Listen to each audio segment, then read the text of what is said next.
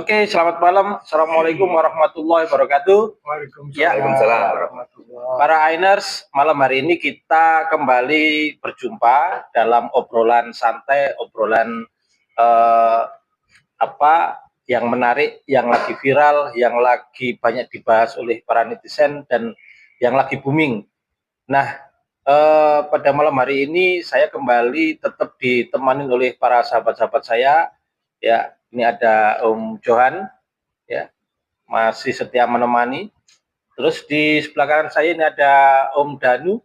Oke, selamat malam. Iya, terus mengikuti obrolan santai di sini. Terus di ujung sana ada Uncle Dodot. Selamat malam. Iya, malam hari ini kita akan mendiskusikan atau membicarakan satu hal yang lagi terjadi, ya, satu fakta, satu fenomena yang ini akhirnya banyak kita bicarakan, terutama di Indonesia saat ini. Apa itu bencana alam?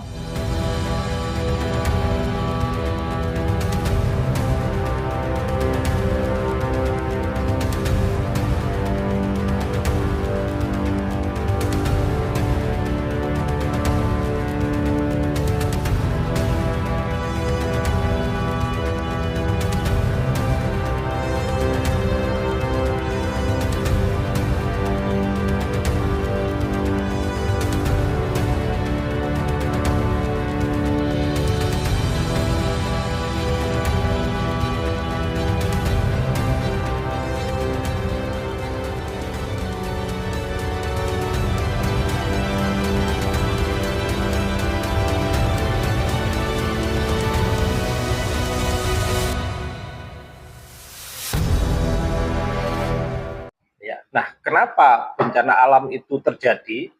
Ada bencana alam yang memang faktor alam dan itu manusia tidak bisa menghindari bencana tersebut, ya. Tapi ada juga yang karena faktor lain, terutama karena faktor manusia, yaitu ada bencana alam saat ini yang lagi terjadi itu adalah banjir bandang yang ada di Sumatera Barat, ada di Aceh, Sumatera Utara, dan beberapa titik juga terjadi di Pulau Jawa. Kondisi di tengah kota, ya, di Kuala Simpang.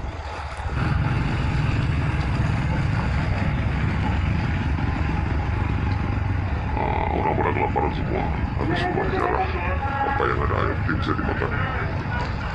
Sederalun, satu persatu video yang merekam dampak bencana siklon Senyar 2025 di Kabupaten Aceh Tamiang muncul ke publik. Video-video yang merekam momen mencekam ini muncul menyusul mulai terbukanya akses keluar dari Aceh Tamiang, terutama ke arah Langsa. Ya, karena memang curah hujannya cukup tinggi. Nah, tapi kita akan membahas atau menelisik lebih dalam. Nah, saya akan meminta sahabat-sahabat saya untuk bisa menanggapi. Kira-kira kenapa ini? Apakah karena curah hujannya yang tinggi atau ada faktor lain? Ya, Om Danu. Selamat malam, para Ainers.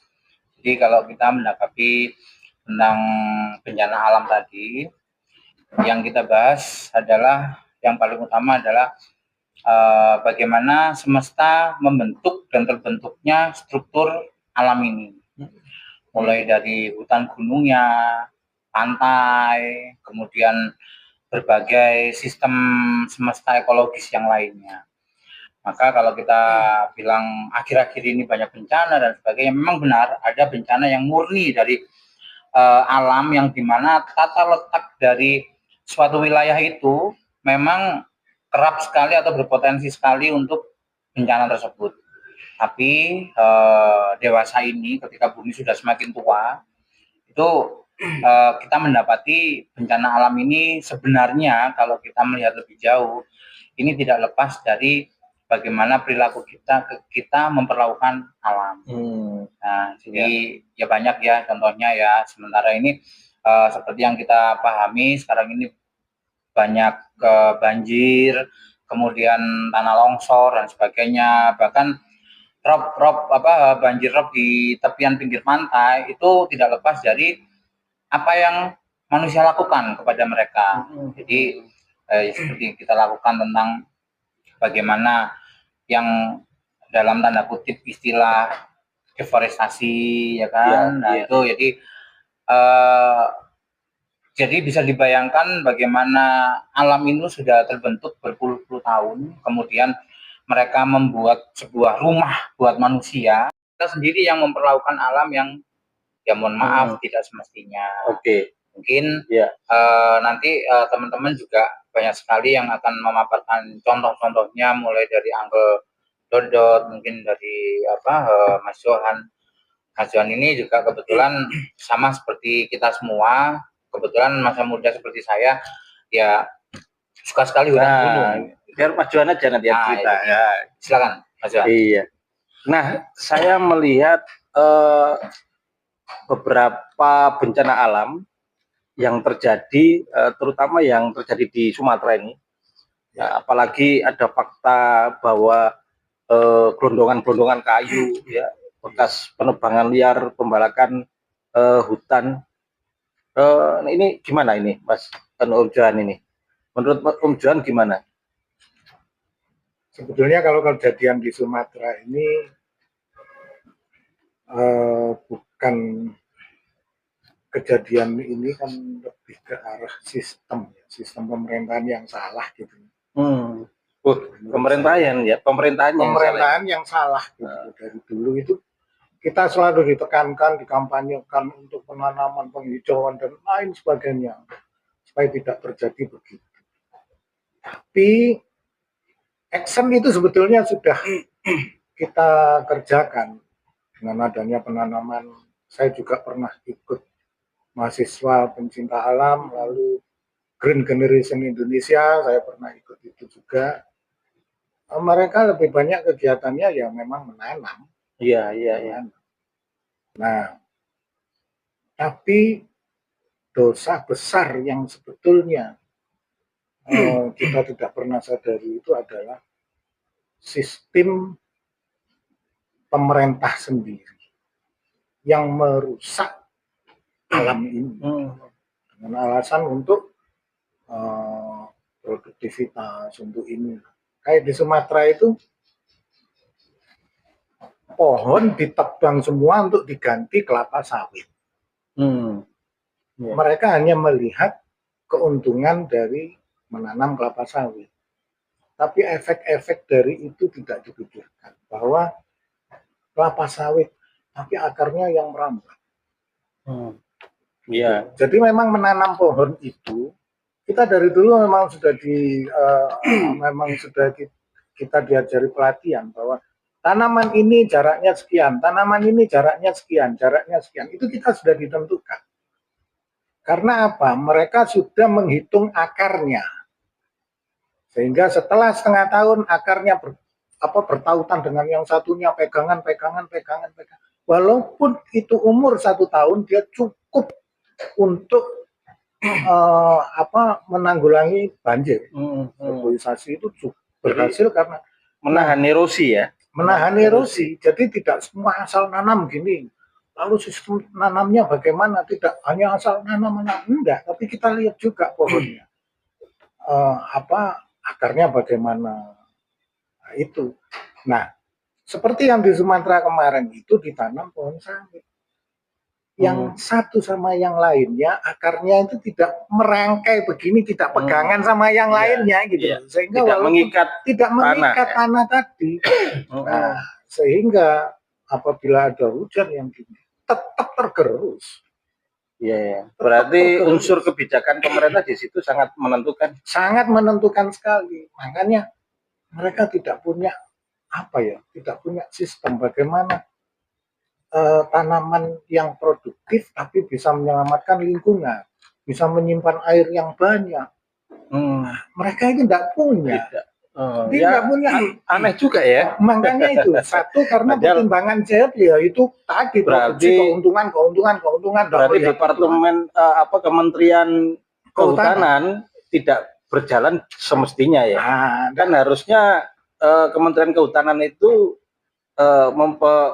memperbaiki fungsi dari hutan itu sendiri ya, iya, atau mempertahankan hutan yang iya, itu. itu Oke. mestinya. Ada keanehan lagi atau ada hal lain apa yang sebenarnya terjadi, Uncle Dadan? Iya, betul. Apa yang dikatakan Mas Johan betul. Memang di antara hutan sama kebun itu beda. Kalau hutan itu berbagai macam tanaman dan pohon, dan akarnya saling mengikat semua. Kalau dia kebun, otomatis kan jaraknya diatur dan tanamannya satu macam itu. Monokultur, betul. Dan itu pengaruh di habitatnya juga. Habitat di kebun kelapa sawit itu apa? Dan habitat di hutan itu apa? Kan beda. Pada saat hutan ini dibuka lahannya, dibuat kelapa sawit, itu habitat sudah berubah semua. Struktur tanah pun juga sudah berubah. Gitu. Dan anehnya lagi, Pak Is, aneh ini. Jarak dari jalan raya, jarak 5 kilo ke arah hutan, itu baru ada pembalakan. Di pinggir jalan ini masih hijau, tapi 5 kilo itu sudah Hilang. hancur semua. Artinya apa itu? Ya memang dibuat dengan keserakahan tadi, bilang sama Mas Johan tadi, keserakahan yang hanya berpikir keuntungan, profit, tanpa mempertimbangkan ekosistemnya. Cuman di sisi lain, perekonomian didulukan atau kelestarian yang dipertahankan. Ini yang mana dulu? Nah, juga dilema untuk berpikir seperti ini. Ya. Kalau memang diarahkan untuk khusus di Sumatera Utara, toh dibuat seperti itu, kasihan Sumatera Utara juga mengalami bencana alam, atau di Aceh, toh juga bencana alam. Jadi ekosistem yang bagaimana yang bisa itu ada keseimbangan. Jadi di antara perekonomian dan juga karena memang sawit itu hasilnya juga nggak nutup mata, bisa menjadi minyak dan juga segala-galanya diperlukan. Bisa untuk ekonomi juga. Bisa untuk ekonomi. Tapi di sisi lain bencana alam, karena apa? Satu, keserakahan, tanpa memperhitungkan ekosistem. Iya. Nah, cuman yang kita cari ini ekosistem yang bagaimana, yang bisa keseimbangan ini tadi, itu Pak Is. Oke, berarti ada satu keadaan yang bisa kita simpulkan bersama bahwa bencana alam yang terjadi di Sumatera Barat, di Aceh dan Sumatera Utara ini ya, karena ada faktor kelalaian pemerintah juga ya. Iya, kelalaian pemerintah. Sangat lalai. Kebijakan pemerintah yang ini ya, menggampangkan gitu aja. Oke. Ada 3 kementerian yang harus tanggung jawab. Kehutanan, lingkungan hidup, sama siapa tuh si Balil pegang itu. SDM. Nah, itu tanggung jawab itu. Itu yang terkait di situ. Ya. Jadi ada 3 kementerian yang harus bertanggung jawab tentang hal itu. Dan ini tidak bisa, nggak bisa ngatasi mundur, nggak bisa. Harus ada sanksi hukum. Tanggung jawab lah. Harus tanggung jawab, sanksi hukum ini aja. Iya. Itu bencana itu masyarakat sana yang meninggal, Pak Is, itu sekitar 600 lebih. Sekarang sudah menyentuh angka 800 ke atas. Karena kan ini masih itu yang meninggal ya. Yang hilang 1000 sekian. Masih banyak lagi. Masih belum ditemukan. Iya. Nah, nggak bisa, dia hanya mundur-mundur gitu aja. Harus ada pertanggungjawaban, sanksi hukum harus ada. Dan lebih ini ya, lebih membingungkan lagi. Ada statement juga, guys. Nggak apa-apa, buka aja hutan itu untuk kelapa sawit. Kan kelapa sawit juga pohon. Kelapa sawit juga ada daunnya. Itu logikanya di mana? Harusnya kan dia orang bijak, dia mengetahui bahwa bukan faknya, bukan ahlinya. Bicara dulu sama kehutanan, bicara dulu sama ahli-ahlinya. Bisa nggak? Apa kelebihan dan kekurangan kalau ini dibuka lahannya? Seperti itu loh. Harusnya seperti itu. Jangan hanya statement langsung karena power dia bisa ngomong gitu. Tapi dampaknya nih bagaimana? Siapa yang jawab? Gitu Pak Isya. Jadi mungkin sampai dulu. Iya. Nah, idealnya seperti apa pemerintah, Om Johan, mengatur seperti itu? Sebetulnya nomor 1 memang undang-undangnya. Iya, iya, iya. Undang-undangnya Kalau bicara undang-undang, saya kira mungkin di Indonesia ideal banget. Undang-undangnya pasti sudah ada pasti. ya pasti sudah ada. Tapi undang-undang dibuat Pelaksananya. ini ya undang-undang dibuat ini tidak menampung semua elemen dan ahli-ahli hutan tentang Iya, tumbuhan ini mereka banyak tidak dilibatkan gitu. Iya, iya. Memang Mungkin satu contoh, kita bisa melihat contoh pada saat itu ada satu kepala daerah yang melakukan satu pemulihan kondisi di sebuah daerahnya. Katakanlah itu waktu itu di puncak ya. Jadi peralihan dari daerah Ya, ya, ya. apa yang mestinya itu di situ Dulunya hutan lindung, tapi dialihkan menjadi tempat wisata. ya, Atau model seperti itu harusnya ya. ya, ya itu sama aja sebetulnya. Artinya gini loh, pemerintah itu tidak apa ya, terlalu terlalu ngenteng gitu, hal-hal seperti itu. Iya, iya. Begitu sudah terjadi bencana yang seperti ini, baru mereka teriak-teriak, ya kaset, gitu. Kenapa enggak dari dulu kamu ngomong? Sebenarnya Pak Is, kalau saya pikir lagi, Mas Yohan ya, undang-undang tentang lingkungan hidup, undang-undang tentang hutan, itu ada semua. Ada, Sudah bagus semua. Iya. Tinggal pelaksananya ini di lapangan, bisa enggak? Kan gitu ya. Pelaksananya ini kan harus tegas. Iya, iya. Kalau hutan kamu tebang itu dampaknya ini itu bisa dibaca. Dari lingkungan hidup pun juga kalau hutan ditebang lingkungan hidup ngomong ini dampaknya ini ada. Kenapa aku nggak disampaikan seperti itu? Kok kalah gitu loh. Di sini kan ada kekuatan tersendiri. Kekuatan sendiri yang bisa menguasai itu semua. Di situ Pak Is. Jadi kekuatan ini entah siapa ya. Nggak usah menyebut. Cuman itu kekuatan sehingga mempengaruhi undang-undang menjadi lemah. Dan pelaksana yang kayak menterinya, kehutanan, menteri lingkungan hidup, nggak berani untuk menyampaikan itu. Gitu Pak Is. Dan juga herannya lagi, wakil kita, wakil rakyat, harusnya kan tahu. Kok sampai nggak tahu berita ini ketika bencana baru tahu. Apakah pembukaan lahan itu tanpa sepengetahuan DPR? Pertanyaan di situ.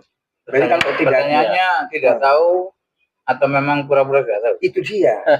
Kok baru saat ini pernyataan satirnya ya, pertanyaan satirnya, tapi sebenarnya ya semoga aja tidak terulang lagi, karena menanggapi seperti tadi Uncle Dodot, bagaimana sih Kementerian Kehutanan, Lingkungan Hidup, kemudian SDM.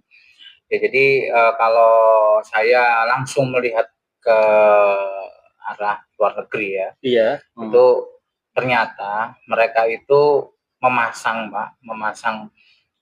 ahlinya itu memang dari sana. Yang artinya misal kita memilih pemangku kebijakan atau pemangku kepentingan pengambil kebijakan di urusan kelautan. Ya mereka tidak mencari lulusan siapa-siapa dan mungkin tidak mencari lulusannya, tapi mencari siapakah orang yang dekat dengan laut, siapakah aktivis laut, siapa yang peduli dengan laut, itu yang akan menjaga. Karena apa? Setiap kementerian dimanapun adalah menjaga bidangnya sendiri, bukan menjual, tapi menjaga ya. Jadi artinya mengelola, memanfaatkan dan melestarikan, termasuk yaitu tadi lingkungan hidup, kemudian kehutanan, mungkin juga energi juga dan sebagainya. Tapi yang terjadi di negara Konoha, negara Konoha ini malah sebaliknya, siapapun penjaganya yang dia maklarnya. Nah, susahnya di situ. Aku yang berwenang, ya aku dong yang ini yang menjual, karena ini kewenanganku. Nah, seolah-olah seperti itu di Konoha ya, bukan di Indonesia ya, di negara Konoha. Jadi seperti itu yang akhirnya membuat ya akhirnya masyarakat dengan bencana seperti ini langsung ke sana pikirannya. Bahkan sudah mulai para netizen itu sudah menguliti semua latar belakangnya. Nah, permasalahannya setelah dikuliti, seperti tadi Uncle Dodot bilang, ya pemerintahan kita malu apa enggak? Duh, ketahuan. Duh, seperti ini. Oh, kalau nggak salah, di situ tidak hanya pembalakan liar atau penebangan hutan liar. Ya. Jadi artinya sebetulnya bukan daerah izin khusus dari pemerintah yang memang HPU Jadi konsesi itu kan ada beberapa, Pak. Iya. Konsesi itu jadi pemanfaatan lahan, artinya pemanfaatan sumber daya itu ada beberapa, mulai dari tambang, mulai dari aliran-aliran sungai, mulai dari kehutanan, banyak sekali konsesi itu. Nah, dengan harapan, mungkin tadi Mas Johan sudah bilang sudah benar sebenarnya aturan-aturannya, cuman ya bagaimanakah kondisi di lapangan? Karena apa? Sekarang kenyataannya yang mengerti tentang hutan itu adalah orang setempat. Mentang-mentang orang setempat itu tidak berpendidikan tinggi, tidak berijazah, akhirnya tidak dipedulikan. Kamu hanya orang desa, kamu hanya orang gunung, nggak tahu apa-apa, nggak tahu birokrasi, ya kamu nggak boleh ikut pemerintahan. Kan seperti itu kita. Semuanya seperti itu. Bahkan petani pun katakanlah Kementerian Pertanian dan sebagainya, nggak ada satupun mereka yang petani. Mereka hanya lulusan yang dimana ya nggak tahu apa-apa tentang pertanian sebenarnya. Yang tahunya ya riset dan sebagainya. Tapi apakah berpengalaman? Nggak ada. Memang seperti itu. Jadi entah bagaimana cara perekrutan kita yang salah atau kurang benar atau memang disengaja seperti itu. Agar apa? Ya jujur aja sekarang agar orang yang ada di dampak dari bencana itu, ya kan, itu diminimalisir orang pemerintahan. Iya. Kan nggak ada satupun dari mereka yang pejabat. Ternyata nggak ada loh, Pak. Nggak ada kan? Mereka hanya orang desa loh. Nggak ada. Nah, jadi ya apakah memang disengaja seperti itu? Kan enggak kan? Nah, itu di Konoha ya, jadi bukan di Indonesia. Jadi di Konoha memang ya tadi kita kalau ngomong keanehan-keanehan, ya di sini tuh kalau kita ngomong jargonnya Pak, yang ngomong bercandanya itu sebuah tanah yang banyak sekali keajaiban. Mulai dari keajaiban pemerintah, keajaiban kebijakan. Jujur aja tadi yang bilang loh, itu apa namanya kelapa sawit juga hutan katanya, juga pohon dan sebagainya. Ya kita dari SD Pak ya mohon maaf tadi Mas Johan bilang dari SD kita sudah tahu pohon yang berakar apa yang ada di hutan. Dan tadi Uncle sudah menerangkan tidak hanya satu jenis pohon. Otomatis apa? Kalau di situ ada ribuan pohon, maka di situ ada ribuan rumah. Bukan hanya rumah untuk binatang, tapi juga untuk binatang-binatang tanah, juga untuk kita juga. Karena apa? Di masa lalu sebelum ada pemerintahan yang ya mohon maaf di negara Konoha itu pemerintahnya lumayan barbar Pak. Sebelum barbar seperti itu kita baik-baik saja, kita bisa makan dari hutan kok. Bisa kok kita. Sangat bisa gitu. Nah, ini kan Pak, tidak ada kata terlambat sebetulnya ya. Dan supaya tidak terjadi lebih parah lagi di masa-masa mendatang, karena hutan atau lingkungan kita ini kan kita wariskan. Nah, harapannya seperti apa, Tanggal Dadat? Ya, kalau saya kembali lagi ke undang-undang itu harus dilakukan dan petugasnya harus tegas dan tahu bahwa yang dilakukan ini harus ada akibatnya bagaimana. Jadi kalau Kementerian Kehutanan berarti harus melaksanakan undang-undang, fungsinya apa? Fungsinya melihat hutan itu. Melihat hutan itu ya. Iya, jadi melindungi hutan ya. Bukan melihat hutan ya. Hutannya difungsikan dengan benar apa enggak? Ada perusakan di hutan apa enggak? Oke. Gitu. Jadi tidak boleh berpikir yang aneh-aneh ya. Jangan. Kalau berpikir aneh-aneh, kalau bisnis ya ini yang bahaya. Kayu gelondong dawane 4 meter, regone sak mini. Aduh. Kalau udah berpikir gitu bahaya. Oke. Nah, kalau menurut Om Johan, ya harapannya apa supaya ke depan atau di masa mendatang ini anak cucu kita itu bisa mewarisi lingkungan yang lebih baik daripada sekarang ini? Kalau saya memang hal ini memang sangat bertentangan sekali. Satu-satunya cara, satu-satunya jalan menutup tanaman-tanaman yang produktivitasnya tinggi seperti kelapa sawit untuk ditanam di tempat untuk ditanam dengan menebang pohon lalu digantikan, itu sudah salah. Carilah suatu tempat yang sudah direlokasi yang khusus untuk kelapa sawit itu tadi gitu. Jadi jangan terus yang sudah ada ditebang diganti. Nggak tahu kalau ternyata akarnya ini bukan akar yang untuk melindungi banjir, untuk ini enggak, asal-asalan aja kan begitu. Itu hindari hal seperti itu. Ekstrim sekali memang, karena memang apa? Kalau saya baca internet di luar ya, kebetulan banyak bahasa Inggris, banyak saya harus translate dulu dari Inggris, dari Swiss. Banyak sekali mereka itu yang menghujat kita. Dihujat habis-habisan kita itu. Dari dulu sudah dihujat. Harrison Ford ya, termasuk Harrison Ford juga datang. Ya karena gini, saya menanggapi kenapa mereka menghujat kita. Mungkin tanah ini tanah Indonesia, tapi hutan ini milik manusia. Milik dunia, ini kan paru-paru dunia. Iya. Paru-paru dunia. Tapi kita kan melihatnya loh, ini wilayah saya, Jadi mau saya hutan- habisi nggak apa-apa. Hutan dunia ini banyak berkurang karena ulah-ulah manusia jahil di Indonesia. Ya, loh. Iya. Jadi gini, di kawasan Asia saya pernah lihat animasinya. Bagaimana oksigen itu oksigen yang paling besar itu memang ada di kawasan Asia Timur Indonesia. Gitu. Begitu besarnya sampai mau mempengaruhi negara-negara tetangga. Australia kebagian. Iya. Malaysia, Singapura, Thailand, gara-gara hutannya di Indonesia. Ya, betul. Gitu. Sampai seorang ahli kehutanan, bukan ahli kehutanan, ahli apa ya, mereka pernah bilang bahwa ada lubang besar di atas itu ya, Kelihatan. ya yang paling besar lubang di atas itu karena oksigen sudah rusak, itu bukan di Indonesia ternyata. Itu bukan ada di Indonesia, itu ada di daerah kawasan Afrika, Amerika. Indonesia itu masih aman. Makanya negara-negara di luar sana itu mengharap Indonesia masih memproduksi, iya betul-betul menjaga alam ini. Coba kita lihat kemarin, kira-kira sebulan yang lalu saya melihat geografi, mereka melihat hutan-hutan Indonesia. Coba kita bisa bangga banget ya. Pada waktu itu wartawannya naik kapal ke hutan, menyusuri rawa-rawa. Dia bilang, kita memasuki daerah habitat yang terlengkap di dunia. Indonesia. Aku terharu ngomong gitu ya. Aku terharu banget. Habitat terlengkap, terkaya di dunia, Indonesia. Begitu saya udah begitu bangga, keren.